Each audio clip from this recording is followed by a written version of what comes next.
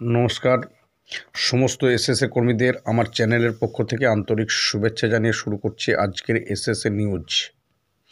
দেখুন, আপনারা ইতিমধ্যেই অবগত আছেন যে আগামীকাল ৩ তারিখ শনিবার রাজ্যের একজন বর্ষিয়ান নেতৃত্ব, সকলেরই শ্রদ্ধেয় মাননীয় মুকুলেসুর রহমান বিশ্বাস একটি মিটিং ডেকেছেন কলকাতার ত্রিপুরা ভবনে।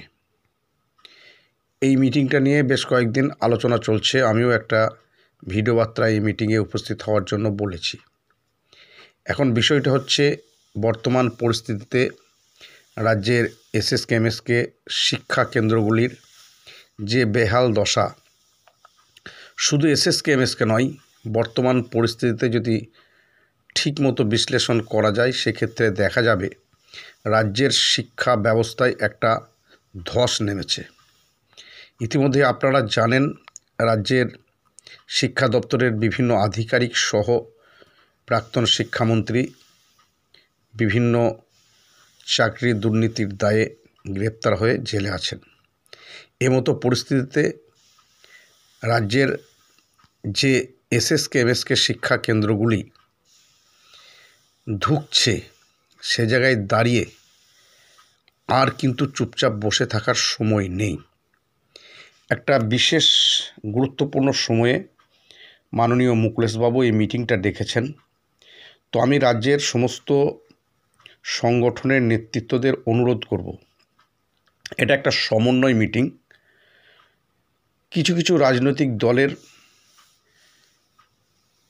ইউনিয়নগত কিছু সংগঠন অবশ্যই আছে, সেটা থাকবে, কিন্তু অরাজনৈতিকভাবে যে সমস্ত সংগঠন আছে সেগুলো থাকার কোনো প্রয়োজন আছে বলে আমি মনে করি না। ইতিমধ্যেই আমাদের এর আগের মিটিংয়ে ত্রিপুরা ভবনে একটা সিদ্ধান্ত হয়েছিল যে সমস্ত সংগঠনের নেতৃত্বরা ঐক্যবদ্ধভাবে সেখানে উপস্থিত হয়েছিলাম এবং সেখানে আমরা প্রতিজ্ঞাবদ্ধ হয়েছিলাম যে আমরা একটি সংগঠনের ব্যানারেই আগামী দিনের কাজ করব। কিন্তু তারপরেও কিছু কিছু ব্যতিক্রমী ঘটনা ঘটেছে। যাই হোক, আমি আশা করব আগামী ৩ তারিখ অর্থাৎ আগামীকাল থেকে আমরা সকলেই কাঁধে কাঁধ মিলে দাঁতে দাঁত চেপে লড়াই শুরু করব। যদি তা না পারি তাহলে আমাদের অবস্থা আরও কঠিন থেকে কঠিনতর হতে চলেছে। বর্তমান রাজ্য সরকারের এসএসকেএমএসকে শিক্ষা কেন্দ্রগুলির প্রতি যে উদাসীনতা, স্কুলগুলোকে বন্ধ করে দেওয়ার যে প্রবণতা দেখা দিচ্ছে, ধীরে সুস্থে সুস্থ মস্তিষ্কে যাতে স্কুলগুলো বন্ধ হয়ে যায় তার সমস্ত পরিকল্পনা কিন্তু ইতিমধ্যেই রাজ্য সরকার নিয়ে ফেলেছে। এমতো পরিস্থিতিতে যদি আমরা আগামী কালকের মিটিংয়ে সকলেই ঐক্যবদ্ধভাবে কিছু কিছু পদক্ষেপ নিতে না পারি বা সঠিক পদক্ষেপ গ্রহণ করতে না পারি, তাহলে আমাদের শিক্ষা কেন্দ্রগুলি দ্রুততার সঙ্গে বন্ধ হয়ে যাবে। এখন বিষয় হচ্ছে, যদি শিক্ষা কেন্দ্রগুলি না থাকে সেক্ষেত্রে আমাদের কোথায় আমরা কাজ করব, বিষয়টা ভাবতে হবে। এই মতো অবস্থায় আমরা লক্ষ্য করে দেখছি 60-65 নিয়ে বিভিন্ন ধরনের বিভ্রান্তি ছড়াচ্ছে। দেখুন, যারা 60 নিয়েছেন তারা 60-এ আছেন। যদি কেউ মনে করেন 65-তে ফিরতে চান, একটা কেস করলেই 65-তে ফেরা যাবে। যারা 65 নিয়েছেন তারা 65-তে আছেন, কোনো সমস্যা হওয়ার কথা নয়। যদিও আগামী কাল এ বিষয়ে নিশ্চয়ই আলোচনা হবে এবং এ বিষয়েও একটা সিদ্ধান্ত গ্রহণ করা হবে, কিন্তু এটা সম্পূর্ণ ব্যক্তিগত বিষয় শিক্ষকদের।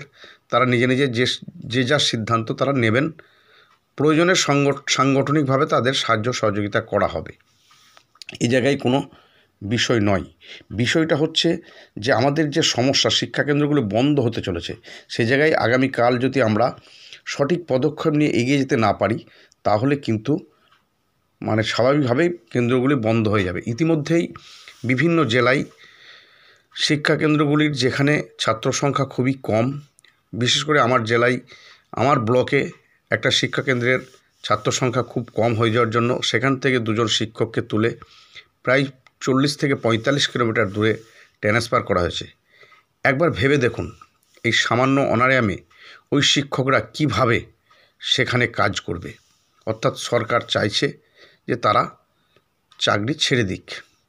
তো এই মতো জায়গায় আগামীকালকের যে মিটিং সেটা খুবই গুরুত্বপূর্ণ। আমি রাজ্যের সমস্ত সংগঠনের নেতৃত্ব সহ যারা আগ্রহী তাদের অনুরোধ করব, কালকের এই সভায় আসুন এবং মন খুলে আলোচনা করুন।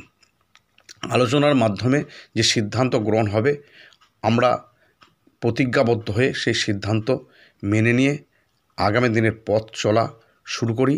এটাই আমার সকলের কাছে আবেদন। অনেকে আমাকে ফোন করে জানাচ্ছেন এটা নাকি নেতৃত্বদের মিটিং।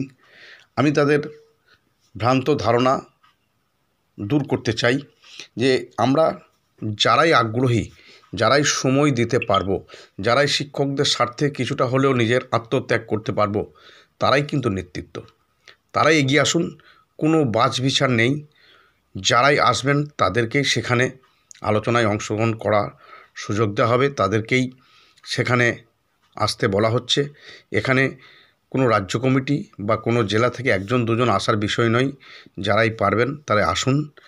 আমি চাই আগামীকালকের ত্রিপুরা ভবন যেন ভরে যায়, আমরা যেন কোনো চেয়ার ফাঁকা দেখতে না পাই। প্রয়োজনে সেখানে দাঁড়িয়ে থেকে আমরা সভা করব এবং গুরুত্বপূর্ণ কয়েকটি পদক্ষেপ আমাদের অবশ্যই নিতে হবে। যেমন ইতিমধ্যে আপনারা জানেন এই সরকার অদৃশ্য শক্তির বলে যারা কর্মরত অবস্থায় মারা যাচ্ছেন তাদের যে 1 লক্ষ টাকা বেনিফিট সেটা বন্ধ করে দিয়েছেন। নিয়োগ 2000 এই সরকার আসার পর থেকেই বন্ধ হয়ে আছে। শিক্ষাকেন্দ্রগুলি ছাত্র সংখ্যা দিনের পর দিন কমে যাচ্ছে।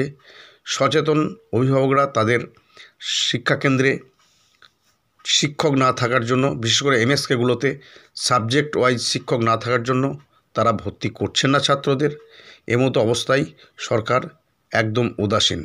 তারা চাইছেন যে এভাবেই আস্তে আস্তে এই শিক্ষাকেন্দ্রগুলি ধ্বংস হয়ে যাক।